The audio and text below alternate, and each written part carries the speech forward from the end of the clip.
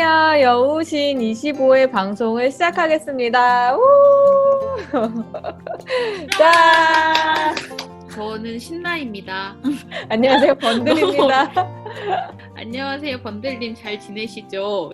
네, 엄청 잘 지냅니다. 네, 신나님 알고 있습니다. 잘 지내지 못하시는 거. 네, 제가 기말을 맞아 기말을 맞아 정말 폭풍 축제를 하고 있어야 되는데 또 겨울에는 졸려요, 많이.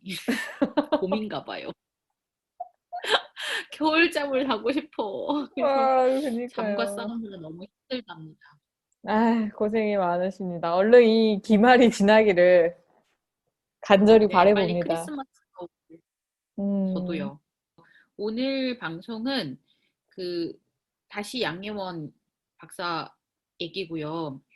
양예원 박사가 2020년 비아토르에서 종교와 페미니즘 서로를 알아가다라는 책을 출판했습니다. 제가 듣는 수업에 이제 그 최순양 교수님이라는 분의 수업을 듣고 있는데 이 교수님이 양희원 박사의 이 새 책에 대한 서평을 쓰셨다는 걸 제가 알게 됐어요. 오호라. 그래서 이제 그 서평을 찾아서 기독교 사상에서 읽어봤고, 어, 근데 뭐 사실 이제 제가 예상했던 것처럼 자리를 깔아야 되려나 제가 옛날에 얘기했던 것 같은데 뉴스앤조이에서 기획 기사로 내보냈던 거랑 그렇게 뭐 많이 발전하거나 새로운 건 아닌 것 같아요. 최순영 교수님께 제가 이거를 여우신에서 읽어도 되겠냐 이렇게 여쭤봤더니 교수님이 흔쾌히 뭐 그러셔도 된다고 하셔서 저희가 오늘 이 최순양 교수님의 아티클을 가지고 양희원 박사가 어떤 이야기를 했는지 그리고 이것의 의미와 이런 것들을 비판적으로 좀 얘기를 나눠보려고 방송을 하게 됐습니다. 저희는 요거를 이제 읽어보면서 중간중간 그 의견을 보태가면서 뭐 그렇게 방송을 한번 꾸며볼 수 있을 것 같아요. 네, 읽어보겠습니다. 네. 이 책은 종교와 페미니즘이 왜 서로 협력적으로 만날 수 없는가에 대해 이야기하고 있다. 이를 위해 페미니즘의 특징을 대략 소개하면서 어떤 지점들이 종교에 그대로 적용시키기에 무리가 있는지를 설명하며 페미니즘의 문제점이 다양한 여성들의 실제적 경험과 현실을 그대로 받아들이지 않는다는 점에 있다고 소개한다. 이러한 페미니즘의 특징 중 하나로 저자는 전통이나 종교를 지키려고 하는 여성들에게 페미니즘이 어려운 부분으로 다가간다고 주장한다. 저자는 종교를 향해서도 요구하는 바가 있는데 바로 종교는 자신의 가르침을 따르는 사람들의 필요를 돌아보면서 자신의 정체성을 잃지 않으면서도 여성들의 생활이 변함으로써 달라지는 고민과 요구와 기대에 부응하는 가르침을 제공할 필요가 있다라는 점이다. 이런 방식으로 저자는 페미니즘과 종교가 서로 차이는 있지만 받아들이고 변해야 할 지점들을 다양하게 서술하면서 소개하고 있다.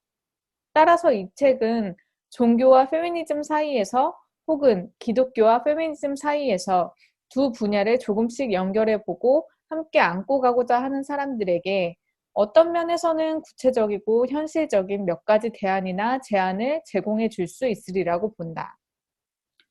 대안이나 제공을 제공해 줄 수 있을 거라고 생각하시지는 실제로는 않았던 것 같은데 보면 결론에서 보면 그러니까 어, 이 종교와 페미니즘이 협력적으로 만날 수 없는가에 대해서 말하는 책이잖아요, 이게. 그렇죠. 네, 그거를 이제 사실은 말했어야 하는데 제가 얼마 전에 이제 그 페미니즘 히브리 성서 비평에 대한 발제를 했는데 네. 페미니즘 성서 비평이 다루고 극복해야만 하는 그런 요소로 복음주의에서 나오는 그런 페미니즘을 얘기를 하거든요. 중요하게 얘기하고 있었던 게 뭐냐면은 페미니즘이라는 것 자체가 어, 중요한 어떤 상품적 가치를 가진다는 거예요. 자유주의 음, 시장에서. 그래서 이제 그 기독교 진영에서도 페미니즘이라는 어떤 그런 타이틀을 달면은 시장 개척이 된다는 거죠. 아, 근데 사실 여기도 이 책도 종교와 페미니즘 서로를 알아가다 하잖아요. 음. 근데 이게 뭐 제목부터 구라 아닙니까?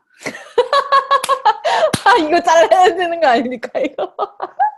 아니 뭘 네. 알아가요 서로. 아니 여기서 나오는 종교도 그렇고 여기서 나오는 페미니즘도 그렇고 너무 진짜 막 옛날식의 그 아주 한정된 방식의 정형화 시켜서 얘기를 하고 있는 거고 서로를 알아가는 게 아니라 이제 아직 뭐 서로 알지도 못했는데 이제 헤어져라 뭐 이런 거라서 포인트는 뭐냐면은 이렇게 했을 때 책이 팔린다는 걸 안다는 거죠, 사람. 그러니까 평신도 독자들 같은 경우에는 이걸 페미니즘인 줄 알고 선택한다는 거예요. 음, 근데 이거는 페미니즘이 아니거든요. 페미니즘적 성서 신학도 아니고 페미니즘적 신학도 아니야. 이건 여성 신학도 아니야. 근데 이 페미니즘의 이 그 뭐랄까 외향을 입고 실제로 페미니즘을 알고 싶고 페미니즘적으로 이 생각하는 기독교라는 것이 어떤 건지 알고 싶은 독자들에게 오히려 혼란을 야기하는 이런 나쁜 책이죠. 그러니까 저도 만약에, 그러니까 학생들을 대상으로 하는 강의를 준비하는 그냥 일반 교회 기독인이었다면 이 책을 집었을 것 같긴 해요. 그냥 듣고 읽었을 것 같긴 한데, 다음 단락에 최순영 교수님도 약간 그런 얘기를 하시는 것 같아서 한번 읽어볼게요. 네. 이 책을 처음 접했을 때 필자는 여성학 전공자가 종교와 페미니즘이 어떻게 서로 대화할 수 있을 것인가, 혹은 종교와 페미니즘이 서로를 알아가기 위해서 어떤 생각이 필요할 것인가의 내용을 다루고 있는 책이 아닐까라고 상상해 보았다. 그런데 막상 이 책을 읽어보니 저자는 종교와 페미니즘의 대화나 서로를 알아가는 것에 대해서보다는 종교, 정확히 말하자면 복음주의 기독교에서 페미니즘을 받아들일 수 없는 이유를 나열하고 있음을 알 수 있었다.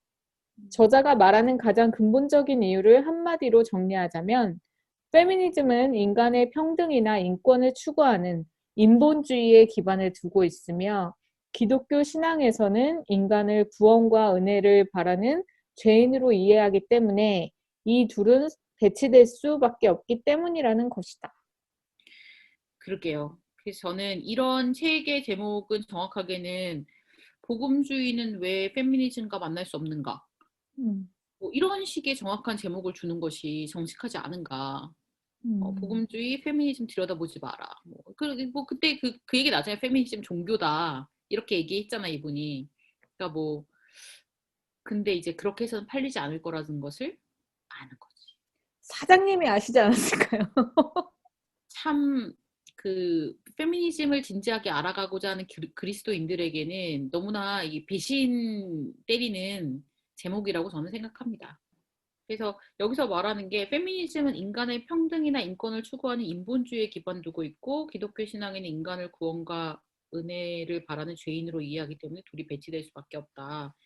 뭐 페미니즘이라는 것이 모르겠어요. 저는 이제 인본주의라는 말에도 좀 이제 문제가 되게 많다고 생각하고 음, 있고 페미니즘이 과연 인본주의에 머무르는가도 그렇게 생각하지 않거든요. 요즘은 우리가 지금 겪고 있는 어떤 그뭐 코로나의 문제, 환경 문제로 인한 재난들 이런 것들은 인간만을 생각해서는 지구가 살아남을 수 없다라는 걸 얘기해 주거든요. 그래서 페미니즘도 역시 그러니까 인본주의에서 벗어나서 그러니까 다양한 것들, 그러니까 에코페미니즘이라는 게 나오는 게 저는 그런 이제 맥락이라고 생각을 하고 그래서 인본주의적 페미니즘은 정말 옛날 얘기다. 인본주의라는 것 자체가 계몽주의 시대의 것인데 이분은 되게 언제적 이야기 하는지 잘 모르겠고. 읽어보겠습니다. 이 책은 아마도 저자처럼 피임이나 이혼 문제에 대해서 페미니즘적 적용을 하면서도 근본적으로는 기독교 신앙인으로 머물러 있기를 원하는 사람들에게는 도움이 될 것이다. 그러나 필자가 이 책을 읽으면서 가장 실망스러웠던 이유는 페미니즘이나 기독교 페미니즘에 대해 객관적인 시각에서 세심하게 설명하지 않고 주관적으로 그리고 부분이 전체인 것처럼 페미니즘과 기독교 페미니즘을 소개하고 있기 때문이다.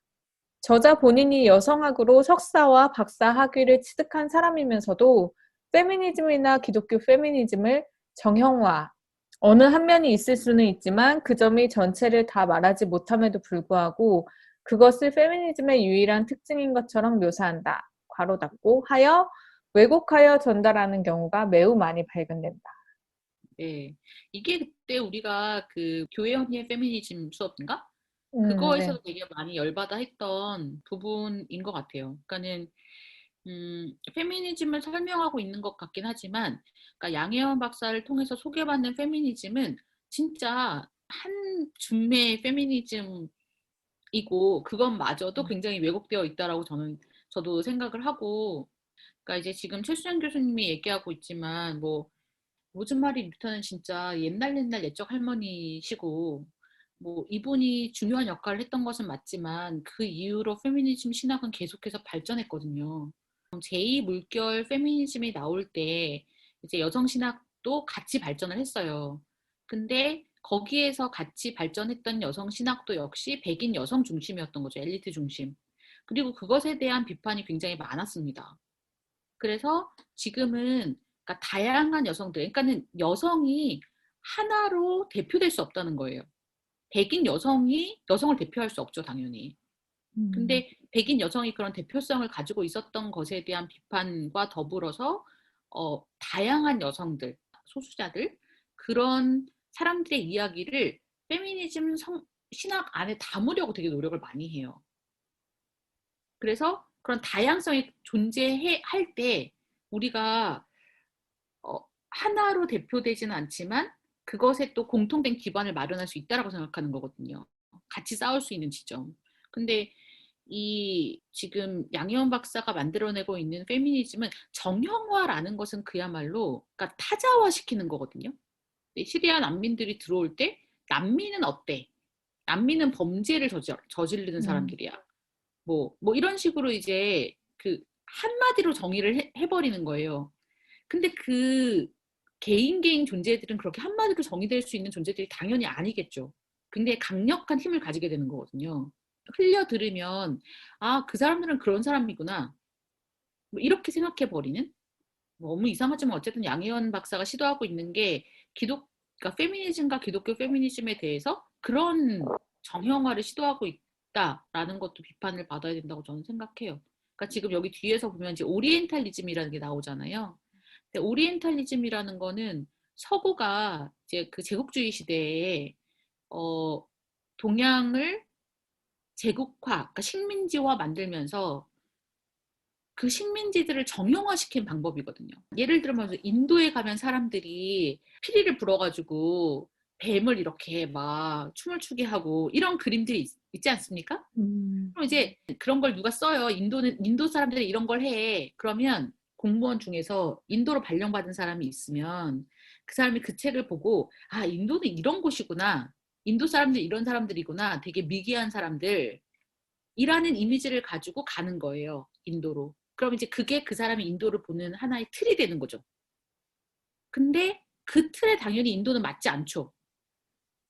인도 안에도 다양한 사람들이 있고 그곳에도 엄청난 지성이 있고 이럴 테니까. 근데 한번 그런 틀을 가진 사람은 그 틀로만 자기가 보는 세상, 새로운 세상을 보려고 한다는 거거든요. 오리엔탈리즘이라는 것이. 근데 되게 웃기는 게 타자와의 대상이 되는 거는 나보다 열등한 존재거든요. 나보다 우등한 존재를 내가 타자화시킬 수 없습니다. 음.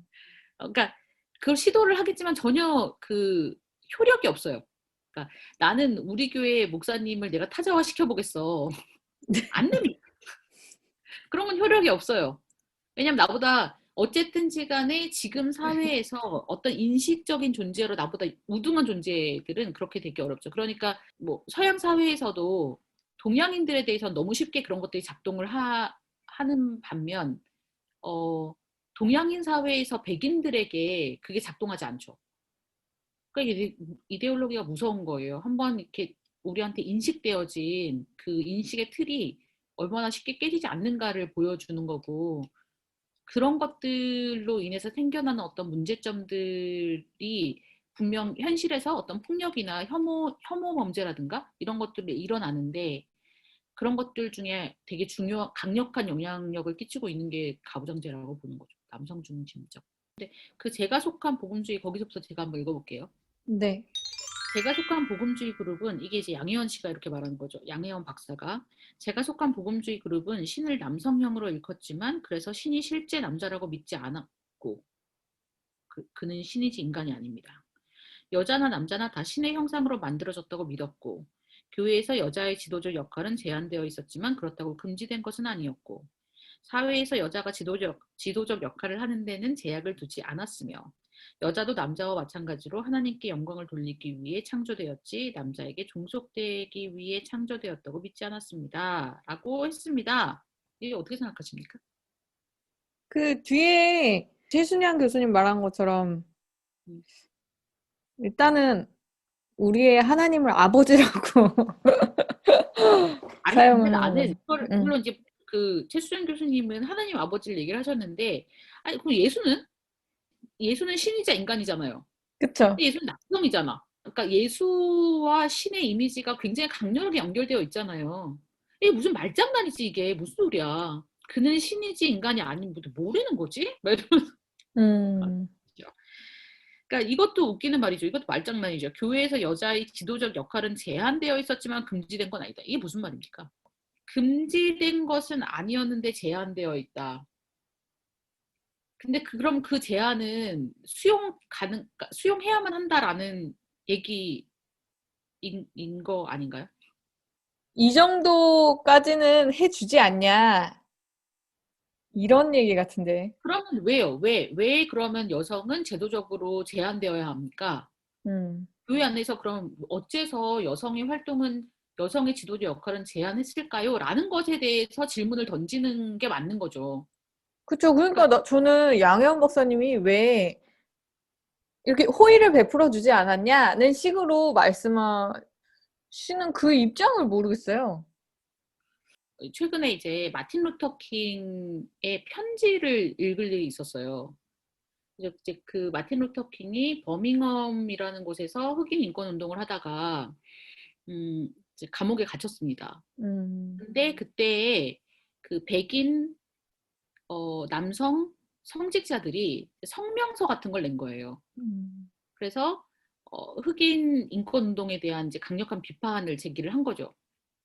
근데 거기서 마틴 루터 킹이 어떤 얘기를 하냐면 흑인 인권 운동 가운데 이제 그 굉장히 두 개의 극단이 있다. 하나는 뭐냐면 백인들의 사회는 희망이 없다. 그러니까 그냥 폭력으로 뒤엎자라는 것과 또 다른 극단에서는 그냥 이 정도도 됐다. 그냥 살자 이렇게 라고 음, 말하는 그룹이 있다는 거예요. 근데 그냥 살자라고 말하는 약간 그런 걸 이제 만족주의자 그룹이라고 부르던데 그냥 요렇게 우리에게 허용된 요만큼 그냥 인정하고 살자라는 그 그룹의 특징은 뭐냐면은 너무 오랜 기간의 그 억압과 박탈로 인해서 모든 에너지, 모든 희망을 잃어버린 집단이고 자기 자신에 대한 자아 존중감이라는 게 거의 바닥에 놓여 있는 그래서 나는 그냥 이렇게 살아도 마땅해라는 것을 받아들여 버린 그런 인간의 상태라는 거예요. 저는 약간 양희원 선생님이 이런 상태인 건가 이런 생각이 음, 들었어요. 그러니까 이거는 뭘 요구하냐면 여성들에게 이 정도도 됐으니 그냥 여기에 만족하고 살아라고 말하는 거잖아요. 이제 이러한 이데올로기를 그냥 놔뒀을 때 가장 밑바닥에서는 엄청 폭력적인 일들이 일어납니다. 위에서 되게 얇게 그러니까 남성과 여성은 다르잖아 라는 교회를 둘러싸고 있는 만약에 양혜원 박사가 살고 있는 그 세상에 남자와 여자가 다르자는 굉장히 세련된 방식으로 표현될 수 있습니다. 그리고 나타날 때도 폭력적으로 나타나지 않을 수도 있어요. 뭔가 미묘한 방식으로 나타나겠지. 근데 그게 취약한 여성에게로 가면은 굉장히 폭력적인 방식으로 드러나게 되는 거예요. 그래서 이런 식의 주장을 하는 분들은 대부분 나는 이들과는 다른 존재, 본질적으로 다른 존재라는 그런 전제를 가지고 있는 것처럼 느껴져요. 그래서 되게 불쾌한 면도 저는 있는 것 같아요. 그러니까 음. 우리가 만약에 성폭력이나 아니면은 아직 살해당하지 않았다라는 거는 저는 그냥 1번은 운이 좋아서라고 생각해요. 근데 운이 좋았던 것일 뿐인 것을 본질적으로 나는 그들과는 다른 존재이기 때문에 전혀 다른 삶을 살고 있다라고 믿는다면 이거는 일단 자기 눈가림 하는 거고 그 다음에 이제 뭐 양희원 박사도 스스로를 자기를 엘리트 중산층 여성이라고 규정할 것 같은데 그런 엘리트 여성들이 해야 할 지적 책임을 다하지 않는 것이라고 저는 생각을 해요. 네, 다시 읽어보겠습니다. 저자는 페미니즘을 소개하고 있는 듯한 글을 쓰고 있지만 객관적이거나 학문적 근거에 기반을 두고 면밀하게 전달한다기보다는 저자 자신이 처한 입장에 따라서 페미니즘을 단순화해서 주관적 판단에 따라 설명하고 있다. 이 글을 접하는 사람이 만약 페미니즘에 대해 잘 알지 못하는 사람이라면 페미니즘을 균형 감각 있게 받아들이기가 매우 어려울 것이라는 생각이 든다. 뭐 다 떠나서 정직하지 못한 것이라고 뭐 못하다라는 생각이 든다는 거죠. 페미니즘을 알고 싶으신 분은 절대로 이 책을 읽으시면 안 됩니다. 페미니즘을 소개하는 다른 건강한 차라리 어, 세속 페미니즘 책을 읽으세요. 아니 맞는 말이에요. 왜 페미니즘을 아는데 이런 기독교 그 복음주의 여성의 손을 거쳐야만 합니까? 왜 우리가 필터된 것만 읽으려고 하죠? 그러니까 이것도 되게 우스운 현상이죠. 그러니까 페미니즘에 대해서 알고 싶어 하는 사람들은 많아요. 근데 페미니즘에 대해서 직접적으로 접근한 사람은 별로 없어요. 그러니까 이게 저는 이 양혜원 박사님처럼 안전하게 기독교 안에서 페미니즘을 알고 싶은 거죠. 너무 웃기는 게 그 안전이라는 게 뭘까요? 그러니까는 그 세속 페미니즘을 알면은 굉장히 위험해질 거라고 생각하나? 인본주의적이니까요.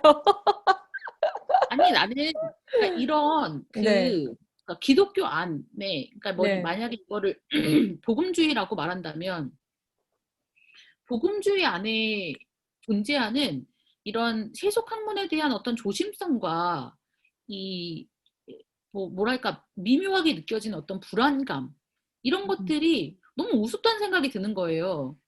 그러니까 기독교 자체에 대한 자신감이 상당히 이제 떨어져 있다는 것일 수 있고 사회복음을 추구하는 그런 기독교 단체들은 사회와 얘기하려고 하면서도 실제적으로 세속 학문에서 발전하고 있는 그런 영역들과는 직접적으로 대화하지 않으려고 하면서 굉장히 뻘소리를 하게 된다.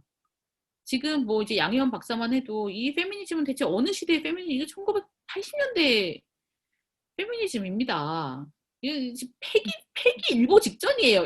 이런 거를 가져다가 페미니즘이라고 말하고 있으니까 정말 그러면 이런 식의 페미니즘을 접한 사람들이 어, 세속의 페미니즘을 추구하는 그런 여성들과 대화할 수 있을 것인가? 그래서 속 터져서 안 될 거라고 생각하거든요. 저는. 그러니까 한때 교회를 강타하던 게 문화 속에 사탄이 깃들어져 있다. 이게 되게 유행이어가지고 무슨 대중음악, 뭐 대중영화, 뭐 이런 것에서 뭐 분별을 하자는 식의 약간 그게 변형된 것 같은 버전의 책이 아닐까. 얼마나 팔렸는지 궁금하다. 그 다음에 읽어볼까요? 네. 저자가 페미니스트 기독교 신학자, 가로치고 저자는 여성 신학자라는 말보다 이 표현을 더 선호하고 있다. 가로 닫고들을 지나치게 일반화하거나 왜곡해서 전달한다고 말할 수 있는 또 다른 지점은 페미니스트 기독교 신학자들에게 성경은 신자로서 신뢰의 자세로 대해야 하는 책이 아니라 의심의 자세로 대해야 하는 책이 되었습니다. 라고 비판하는 부분이다. 여성 신학자 엘리자베스 피오렌자가 의심의 해석학에서 전하는 바는 성서를 의심하라는 것이 아니라 해석학적 관점을 달리해야 한다는 의미이다. 예를 들어 여러 명의 남성이 한 여성을 성폭행하는 레위인의 첩 이야기를 하나님의 뜻이 반영된 글로 단순히 해석하기보다는 그 내막에 남성 우월주의라던가 레위 지파 우월주의 등과 같은 편견이 내재되어 있음을 시대적 한계로 의심하면서 하나님은 이 사건을 기뻐하지 않으신다고 해석해야 하며 이렇듯 하나님의 뜻을 더 자세히 들여다봄으로써 성서를 돌이 아니라 생명의 빵으로 읽을 수 있어야 한다는 것이다. 이러한 내용을 같이 소개하지 않으면서 그저 페미니스트 기독교 신학자들은 성서를 의심하는 사람들이라고 설명하면 이 책을 읽는 사람들이 과연 여성 신학을 긍정적으로 받아들일 수 있겠는가? 성서를 읽는 것을 통해서 첫 번째, 저는 우리가 우리 자신을 이해한다고 생각해요. 나는 누구인가? 이거 굉장히 중요한 정체성으로 자리를 잡잖아요. 신자들 같은 경우에는 성서가 내가 누구인지를 이해하는 어떤 토대가 되기 때문에 강력한 힘을 가진단 말이에요. 근데 만약에 그렇게 강력한 힘을 가지고 있는 자기 이해와 정체성 확립에 있어서 강력한 영향력을 끼치는 성서가 여성에게 계속해서 너는 열등한 존재야. 너는 더러운 존재야. 너는 성적으로 위험한 존재야. 라고 이야기를 하고 있고, 그것이 우리의 어떤 그 자기 이해를 구성한다면 이건 정말 너무 무서운 일이라고 생각을 하거든요. 근데 그러한 일을 성서가 해왔다고 저는 생각을 합니다. 뭐 이제 성적으로도 나를 이해할 때 성녀와 창녀 사이에서 이해를 해야 된다고 생각하던가 뭐 이런 것들이 나한테 존재를 하는데 근데 그게 알고 보니 성서에서 왔다는 거죠. 여성은 왜 자유로운 성생활을 하면 안 되지? 요즘 이제 최근에 읽었던 책 중에 이런 질문을 한 책이 있더라고요. 예수 그리스도의 젠더는 남성이라고 그렇게 부르짖으면서 왜 그리스도의 섹슈얼리티에 대해서는 얘기하지 않는가? 왜 그리스도는 무성애자여야 되는가? 마리아도 섹스를 하지 않죠. 근데 이제 거기에 대해서 뭐 개신교는 뭐 애를 낳네 안 낳네 뭐 이렇게 얘기를 하지만 결국은 마리아는 동정녀로 개념이 잡히잖아요. 그리스도와 마리아와 같은 그런 개념들을 성적으로 굉장히 점잖고 안전한 곳에 딱 놓고 그 바깥에 다른 존재들을 배치를 시키는데 근데 거기에서 성적으로 규제를 당하는 존재들은 사실은 여성밖에 없어요. 구약에서 이제 이런 게 있습니다. 그 남자와 여자가 상간을 한 거죠. 여자와 남자를 둘 다 죽여요. 근데 여자는 더러워졌기 때문에 죽이는 거야. 근데 남자는 왜 죽이냐면은 다른 사람의 재산을 탈취했기 때문에 죽이는 거야. 여기서 중요한 건 뭐냐면 남자가 성적 순결을 잃었다는 것에 대해서는 문제 삼지 않는다는 거예요. 성적 순결에 대한 문제는 여성에게만 줄곧 적용이 되고 있고 구약과 신약 모두 신약에서도 그 요한복음에서 간통하다가 잡힌 여자만 잡혀오잖아요. 남자는 어디 있습니까? 남자에게 간통의 죄를 묻지 않아요. 왜 물을 필요가 없어. 피어렌자가 의심의 해석학이라는 얘기를 했을 때 그러니까 성서 본문에 얽혀져 있는 가부장적인 어떤 이데올로기가 독자를 설득하고 있다고 일단 의심을 해야 된다는 거죠. 그러니까 우리가 책을 읽을 때 저자 아니면 화자가 이끌어가는 방향에 저항하기가 쉽지 않습니다. 성경의 그 방향은 분명 가부장적이라는 거예요. 그래서 그것을 인식하고 의식하고 그것에 저항하면서 읽어야 된다는 거죠. 이거를 따라 읽으면 보이지 않는 아주 가느다란 시를 계속 머릿속에 짜서 이렇게 옷감으로 엮어주는 거나 저는 같은 것 같아요. 그러니까 그거 자체를 보고 우리가 막 열받을 수 없을 정도의 그런 언어를 유지하면서도 니네는 어떤 존재야? 여성은 어떤 존재야? 남성은 어떤 존재야? 뭐 남성은 하나님과 같은 존재지, 남성은 구원자야. 이런 식의 어떤 우리 그러니까 이런 식의 생각이 온몸에 스며들게 만드는 아주 악독한 뭐 이거는 근데 이제 성서만 하는 역할은 아니죠. 백설공주, 신데렐라 뭐 이런 거 다 그런 역할을 우리에게 했던 거죠. 읽어보죠. 또 다른 측면에서는. 네, 그 다음 단락을 읽어보겠습니다. 또 다른 측면에서 페미니스트 기독교 신학자들을 왜곡해서 전달하는 내용이 있는데 그것은 여성 신학이 서구 우월주의를 가지고 있다고 분석한 부분이다. 이렇게 비판하기 위해서는 여성 신학에 대한 자세한 설명이 필요하지만 저자가 유일하게 소개하고 있는 사람은 로즈마리 류터뿐이다. 여성 신학은 저자가 지적하듯 소위 서구 여성 신학은 로즈마리 류터가 대표할 만큼 단순하지도 역사가 그렇게 짧지도 않다. 메리 데일리를 1세대로 잡는다고 해도 로즈마리 류터, 엘리자베스 피오렌자 등 2세대에 속한 여성 신학자들이 있다. 그리고 여성이 단일한 존재가 아니라 인종, 계급, 사회적 위치, 정체성에서 다양성을 띌 수밖에 없다는 것을 인식하기 시작한 엘리자베스 존스는 2세와 3세대의 중간쯤에 위치한 여성 신학자이다. 또한 북미에서 나온 또 다른 흐름으로 돌로레스 윌리엄스나 레니타 윈스와 같이 흑인 여성의 현실과 그들의 생존 역사를 신학화하려는 여성 신학자들은 3세대라고 볼 수 있다. 이러한 파란만장하고 다양한 여성 신학의 입장을 소개하지 않은 채 여성 신학은 서구 우월주의적이며 그러한 기독교 페미니즘을 무비판적으로 한국 사회에 적용하고 있다고 말하는 것은 섣부른 판단이라고 볼 수밖에 없다. 서구 우월주의라는 것은 이미 페미니즘 안에서 비판을 받았습니다. 지금 이걸 가지고 페미니즘이 이래라고 말할 수가 없는 게 지금의 페미니즘 책을 뭐 이제 지금 나오고 있는 페미니즘 책들을 보시면 그러니까 여러 가지 그러니까는 뭐 아프리카라든가 뭐 아시아라든가 아니면 북미라든가 북미 안에서도 이제 소수민족들이 있지 않습니까? 이런 이제 여성들의 입장에서 성서를 어떻게 읽을 것인가를 보는 여성 신학이 발전하고 있고 또 심지어는 그 안에서 그러니까 원주민들 있잖아요. 인디안 원주민들. 인디안 원주민들은 그야말로 침탈당한 자기의 땅을 빼앗긴 사람들이잖아요. 그 미국이라는 땅 안에서. 그 사람들의 관점에서 성경은 어떻게 읽을 것인가 라는 식의 그 관점들이 한 책으로 다 들어오고 있어요. 그렇기 때문에 이거를 서구 중심이다라고 비판하기에는 서구 중심이 아니죠.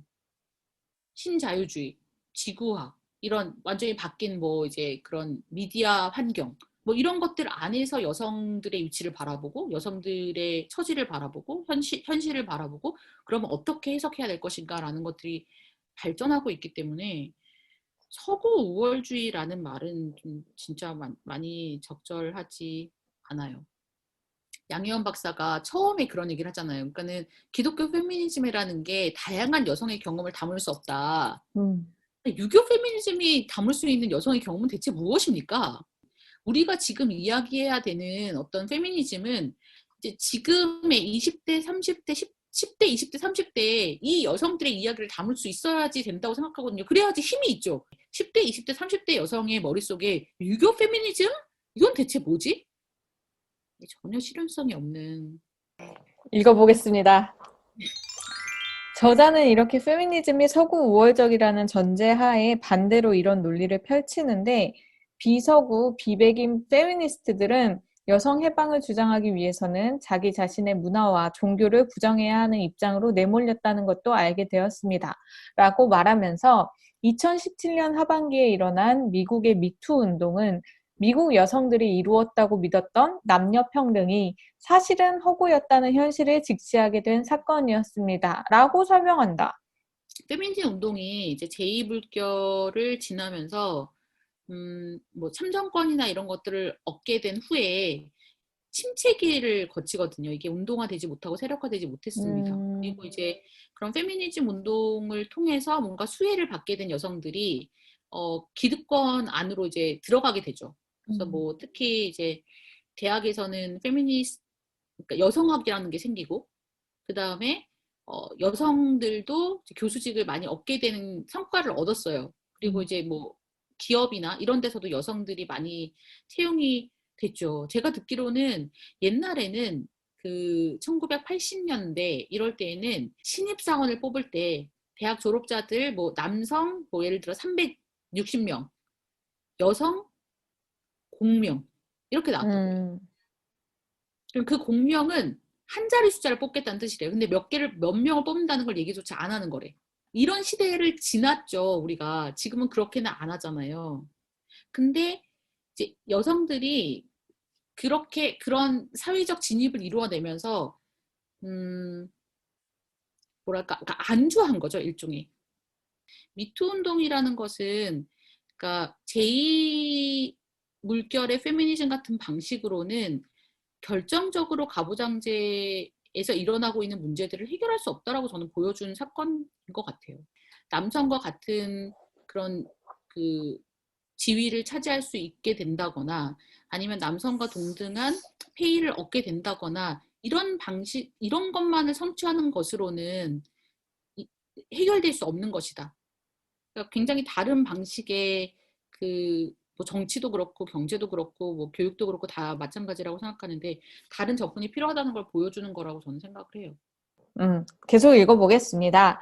그 이유는 서구 페미니즘이 이슬람이나 기독교 복음주의에만 가부장제가 있다고 비판했는데 자신들에게서 가부장제가 드러났기 때문이라는 것이다. 그런데 서구 페미니즘, 말도 안 되는 소리입니다, 이거. 말도 안 되는 소리예요. 서구 페미니즘이 이슬람이나 기독교 복음주의에만 가부장제가 있다고 언제 그랬습니까? 그러니까요. 모든 사회에 가부장제가 만연한데 그런데 그러니까 특히 기독교 페미니스트들은 그게 교회 안에 강력하게 발현되고 있다라고 주장을 한 거죠. 우리가 그 안에 있으니까. 교회 밖에 있는 사람이 그걸 어떻게 알겠어요. 그러니까 메리 음, 데일리나 아니면은 뭐 시슬라 피오렌자나 아니면 음, 필리스 트리블이나 다 이런 사람들은 교회 안에서 자신들이 그런 경험을 했기 때문에 그렇다고 주장을 한 거지. 음. 세상은 안 그렇고 미국은 안 그런데 미국 교회만 그래 그렇게 말한 게 아니지 않습니까? 이게 무슨 소리 하는 겁니까 이거? 네. 이- 네. 그런데 서구 페미니즘이 여성 인권 운동을 펼치는 것은 미국의 가부장제가 없기 때문이 아니라 그러한 현실을 고발하고 개선하기 위해 목소리를 내는 것이 아닌가. 서구 그러니까요. 우월적인 페미니즘이 이슬람의 베일이나 중국의 전족이 더 가부장적이라고 비판하는 것에 오리엔탈리즘이나 우월의식이 있다는 것은 인정할 수 있지만 미투 운동이 왜 여성 운동의 허구를 드러내는 것인지 필자는 이해할 수가 없다.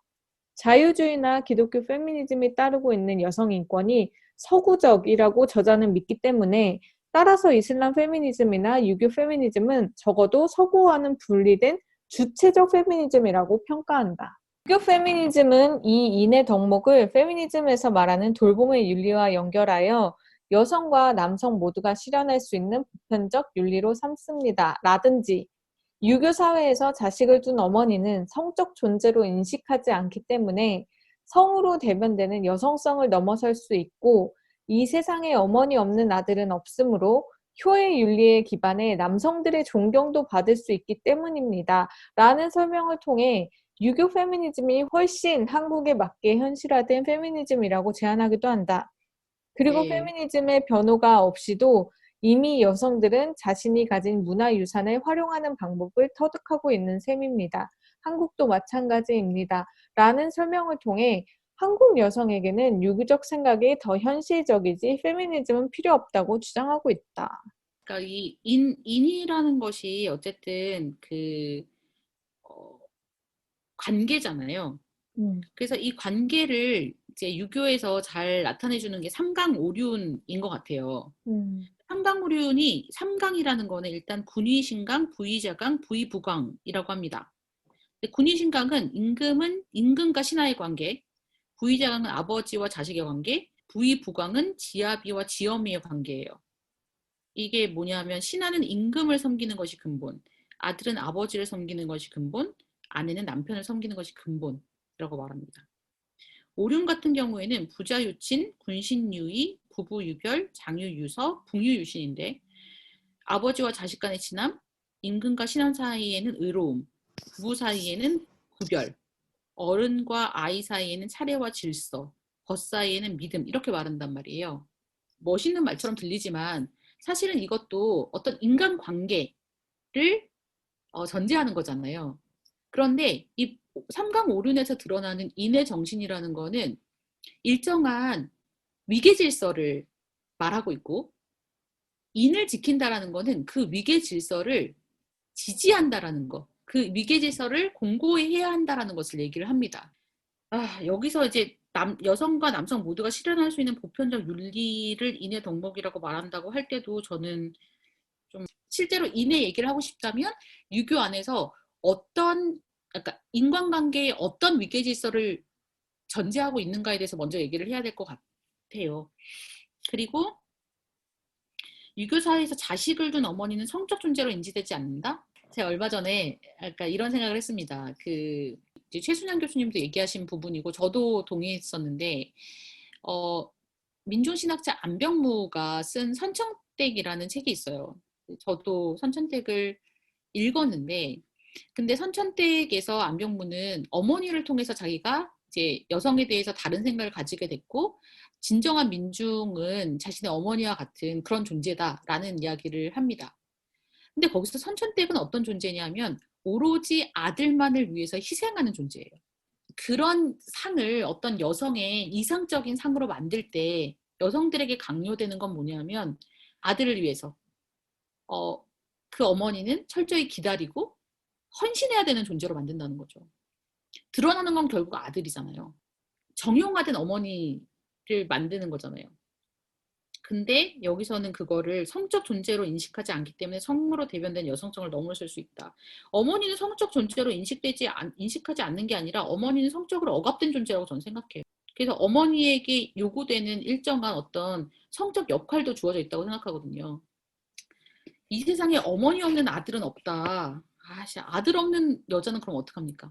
그러니까요. 저는 이 말이 배제하고 있는 여자가 되게 많다라고 생각을 하거든요. 아니, 그리고 내가 남성들의 존경을 받고 싶다고 했냐고. 나 남성들의 존경은 그러니까요. 없거든? 그러니까 남성 존경을 받기 위해서 여성이 존재하는 게 아니라 남성과 여성은 동등하고 서로를 존중해야 되고 같은 음, 존재로 인정해야 된다는 걸 얘기하는 거지. 존경해 주면은 그 여성은 굉장히 훌륭해지는 거고 남성들의 존경을 받지 못하면 그 여성은 가치가 없는 건가요? 양희영 박사가 말하고 있는 유교 페미니즘의 페미니즘은 절대 아닌 것 같고요. 일단 이 말 자체, 그러니까 유교 페미니즘에 대해서 말하고 있는 이 자체가 여성과 남성의 관계를 남성이 우등하고 여성이 열등한 것으로 설정하고 있습니다. 그런 것 그래서 같아요. 남성들의 존경을 받는 여성, 그러니까 남성들의 인정, 남성들의 승인을 받는 여성이 훌륭한 여성이 될 수 있다라고 말하고 있는 것 같아요. 아까 그것처럼 교회에서 여성들도 권위를 그래도 주지 않냐, 제한되었지만 주지 않냐, 그 맥락처럼 그러네요. 막바지 네, 안타깝, 읽어보겠까요? 네, 네. 그러나 필자는 이러한 생각에 대해서 페미니즘을 실천하는 사람들 혹은 교회 안에서 여성 운동을 하는 사람들이 서구적이라고 할 수 있는가? 라는 질문을 던져보고 싶다. 저자가 설명하고 있는 것처럼 저자 세대의 여성들은 모르겠으나 한국에서 살고 있는 20, 30대 여성들이 살고 있는 한국의 상황이 그저 어떤 면은 서구적이며 어떤 면은 유교적이라고 할 수 있을까? 한국에서 일어나고 있는 미투 운동은 그렇다면 온전히 서구적일까? 여성의 인권이 중요하다라던가 여성들도 목소리를 낼 수 있다라는 생각이 서구에서 흘러 들어왔다고 해도 구체적으로 어떤 단체에서 어떤 공동체에서 여성에 대해 폭력적이고 불이한 사건이 일어났다고 했을 때 그것을 고발하고 문제 제기하는 것을 어떻게 한국적이다 또는 유교적이다 혹은 서구적이다 하고 구분할 수 있겠는가? 한국 여성들이 이 땅에서 복잡하고 다양하게 겪고 있는 경험이란 한국 여성들의 고유한 경험이지 않겠는가? 역설적이게도 저자는 오리엔탈리즘이라는 개념을 설명하면서 서구가 자신이 보고 싶은 모습을 마음대로 보면서 비서구 지역의 사람들과 여성들을 대상화하고 타자화했다고 비판하지만 정작 한국인에게는 유교가 그 근본 사상이고 현실이라고 주장함으로써 오리엔탈리즘을 스스로에게 적용시키고 있다. 네. 한국 여성은 굉장히 순종적이다. 음, 뭐 그런 거 있잖아요. 그런 칠거지약 이런 것도 있고 뭐 벙어리 3년, 귀머거리 3년 뭐 이런 거 한국 여성들에게 전형적으로 이렇게 붙여지는 그런 이미지들, 조선시대 여성들에게 붙여지는 그런 이미지들이 유교적이라고 했을 때 그런 이미지를 씌운 것도 일종의 오리엔탈리즘이죠.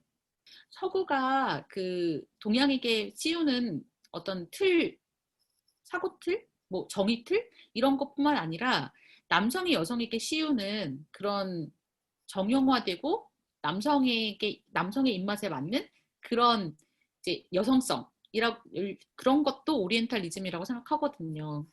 양혜원 박사가 오히려 그것을 끌고 와서 우리는 유교적이어야 된다라고 말한다면 저는 그거는 자기가 비판하는 것을 그대로 저도 받아들이는 것과 마찬가지라고 생각해요. 그걸 비판해놓고 왜 우리는 다시 유교적이어야지? 어? 그러니까 우리는 우리인 거죠. 그렇게 규정될 수 없는 사람들을 한 군데로 몰아 넣으려는 것이 그게 바로 대상하고 타자화인데 그거를 자신이 뭐 어떤 한국적인 페미니즘이라는 이름으로 시도하고 있다라는 것도 참 모순인 것 같아요. 네, 그다음 이제, 네, 글의 몇 가지를 읽어보면서, 네, 읽어보겠습니다. 네, 후반부에 있는 한국 복음주의 페미니즘은 어디로? 라는 소제목의 글에서는 저자가 하고 싶은 말이 더 분명하게 드러난다.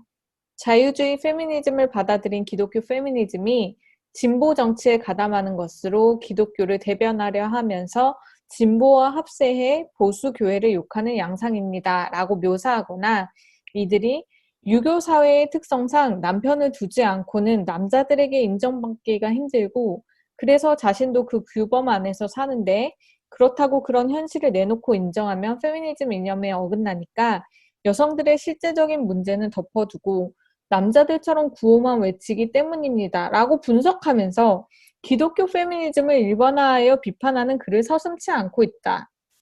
이 책의 제목은 종교학과 여성학 전공자가 학제 간 다른 분야를 객관적으로 균형감 있게 소개하고 있음을 암시하지만 실상 안으로 들어가 보면 저자 자신이 위치해 있는 한국 복음주의 페미니즘의 입장을 설명하고 있음을 알 수 있다. 전문적 학문의 자료를 출처로 표시하지 않은 내용이 많으며 따라서 종교학이나 여성학 전공자가 학문 자료로 사용하기가 상당히 어려운 글이다. 오히려 복음주의 입장에서 왜 페미니즘이 종교로 들어오면 안 되는지를 설명해주고 있기 때문에 복음주의 입장에서 부정적으로 페미니즘을 알아가기 위한 안내서라고 말할 수 있을 것이다. 로 네, 이제 글이 끝납니다. 네, 제가 마지막에 읽은 단락 바로 전에 빡침이 느껴져요. 교수님의. 네, 맞아요. 이걸 근데 이제 제 생각에는 더 쓰면은 네, 너무 나을 것 같아서 그만 쓰신 것 같아요. 저희가 방송에서 다룰 때 그때 글에도 똑같이 쓰였던 건데 맞아요. 뭐 기독교 진보 정치에 가담하는 것으로 기독교를 대변하려고 하면서 진보와 합세해 보수교회를 욕하는 양상이다. 보수교회를 욕한다. 사실 참 말이 이제 어다르고 앗다르지 않습니까? 욕을 그쵸. 하는 게 아니라 비판하는 거죠. 그쵸, 그쵸. 그리고 보수교회는 비판받아 마땅할 짓을 했죠. 그쵸. 그러면은 뭐 같은 기독교라고 해가지고 보수교회가 어떻게 하든 모든 그 그리스도인들은 입 닥치고 있어야 된다는 뜻인가요? 그리고 이제 이게 그러니까 이거 무슨 말인지 참 이 문장도 별로 좋은 문장은 아닌 것 같은데 유교 사회의 특성상 남편을 두지 않고는 남자들에게 인정받기가 힘들고 그래서 자신도 그 규범 안에 사는데 그러니까 우리나라는 유교 사회야. 그래서 남편이 없으면 남자들한테 인정받기 힘들어. 그래서 자기도 남편을 두고 살아. 그런데 그렇다고 현실을 내놓고 인정하면 페미니즘 이념에 어긋나니 여성들의 실제적 문제는 덮어두고 남자들처럼 구호만 외치다. 이게 뭔 말인지 모르겠는데 저도 여기 물음표를 해놨어요. 네, 굉장히 난해하고 난해한 문장이네요. 그렇지만 뭐 뭔 얘기를 하고 싶은지는 누구를 욕하고 싶은지는 알겠는데 일단 어, 양희원 박사의 머릿속에 있는 어떤 여성 집단이 있는 것 같긴 해요. 그러니까 그 여성 집단이 양혜원 박사가 위치한 어떤 어머니의 위치에 있고 또 남성과 이렇게 결혼해서 사는 이 여성들을 공격한다라고 생각하는 것 같고요. 모르겠어요. 그냥 이게 뭐 남자들처럼 구호만 외친다 이게 무슨 말인지 음, 모르겠고 음. 여성들의 실제적인 문제라는 문제를 덮어두고 남자들처럼 구호를 외친다는 건 대체 뭘까 싶긴 한데 뭐 맥락 네, 무슨 말인지 모르겠어요. 무슨 말인지 모르겠는데 음, 양희환 박사는 그야말로 그것에 대해서 복음주의를 이렇게 옹호해주고 네, 복음주의를 옹호해준다는 말은 너무 웃기죠. 복음주의 음, 남성들을 옹호해주는 거죠. 복음주의 음. 남성들을 이렇게 따뜻하게 옹호해주고 계시는 것 같습니다. 초반에 말하신 것처럼 제목을 바꿔야 될 것 같네요. 책 제목을. 네, 복음주의 남성을 옹호하다. 그렇죠. 복음주의 남성에 대한 연구를 좀 해보셨으면 좋겠다, 이분이. 어, 이렇게 뭐 친하시고 이해도 잘 하시고 그러니까 그분들이 이렇게 대화에도 잘 응해 주시고 그럴 것 같기도 한데. 모르겠어요. 그러니까 양혜원 박사의 이런 식의 그 주장이 얼마나 설득력을 가지는지 저한테는 설득력이 없는데, 근데 이제 왜 얼마 전에 뭐, 이제 복음주의 진영에서 양혜원 박사를 초청해서 이제 이분 얘기도 듣고 그러지 않았습니까? 어쨌든 복음주의 진영에서 양혜원 박사를 지지한다는 거죠. 그것이 시사하는 바가 저는 있다고 생각을 해요. 그리고 그런 흐름이 만약에 되게 가시적인 것이고 강력한 것이 반대 담론이 생산되어야 되는 건 맞는 것 같아요. 음, 왜냐하면 그러니까 복음주의 진영 안에서만 이런 식의 페미니즘을 접하게 되는 남성과 여성들은 페미니즘에 대한 오해를 할 수밖에 없고 왜곡된 시선을 가지게 되는 거잖아요. 미국에서도 되게 큰 문제 의식을 가지고 있는 페미니스트 신학자들이 문제의식을 가지고 있는 거더라고요.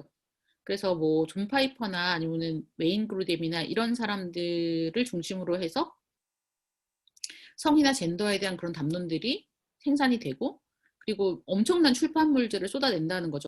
이런 식으로 페미니즘을 얘기를 했을 때 결국 페미니즘은 무력화될 가능성이 있다라고 생각하고, 근데 페미니즘이 절대로 무력화될 수 되어서는 안 되는 이유가 현실적으로 있다고 저는 생각을 하거든요. 저도 이제 막 책을 좀 찾아보려고 했는데 웨인 그루뎀이 쓴 페미니스트 어쩌고 책이 있는 거예요. 자세히는 잘 모르지만 엄청 보수적인 신학자로 알고 있고 아까 말씀하신 존 파이퍼도 정말 그러니까 이상한 소리 많이 하시잖아요. 근데 책을 많이 내시고 이게 문제다. 정말 이분들이 복음 안에 있는 가부장제를 정말 지키고 싶어서 이렇게 발빠르게 책을 내신다. 이게 되게 놀라웠어요. 북미 같은 경우에는 네. 그런 복음주의 진영의 세력이 엄청나게 크고 어마어마한 자본을 가지고 있습니다. 팔릴 책이니까. 일단 어마어마한 자본을 가지고 있어. 대부분의 대형 음, 교회들이 뭐 그런 복음주의 진영일 테니까. 음, 그리고 이제 그 기득권을 가지고 있는 집단이 자기 기득권을 지키기 위해서 다시 어마어마한 돈을 쏟아붓고 있는 셈인 거죠. 음. 음.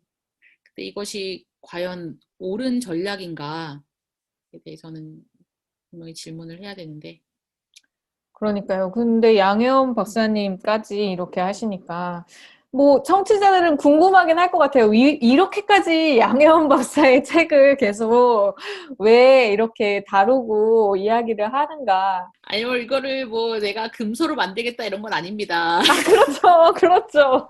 이 책이 끼칠 수 있는 어떤 해로운 영향에 대해서는 분명히 알려야 될 필요가 있다고 저는 생각을 하는 맞아요. 것 같아요. 그렇죠.